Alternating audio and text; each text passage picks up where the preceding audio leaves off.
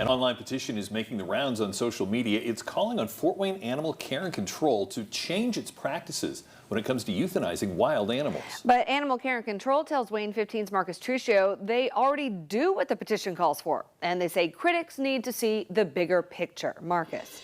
Dirk and Alyssa, this online movement started last week when Animal Care and Control was called regarding a, quote, extremely sick fox. That fox was then euthanized by Animal Care and Control, causing some to call for change.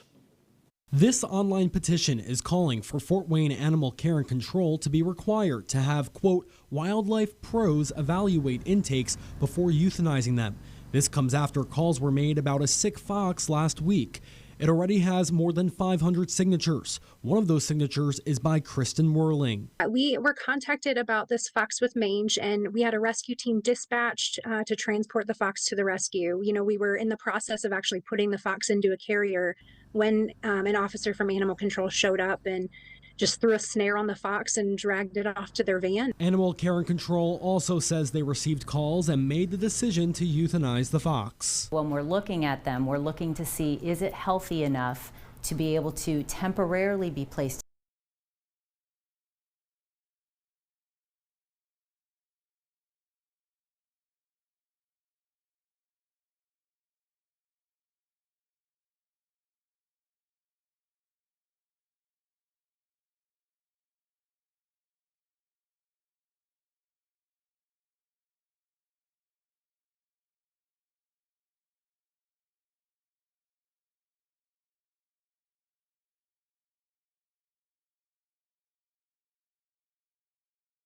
rehabilitated and doesn't need to necessarily come to the shelter.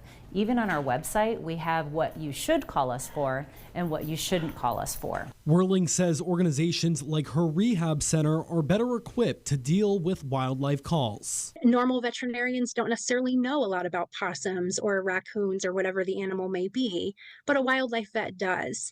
So we just want animals that if they're going to take in these wild animals, we want them to evaluate them by somebody who understands the species.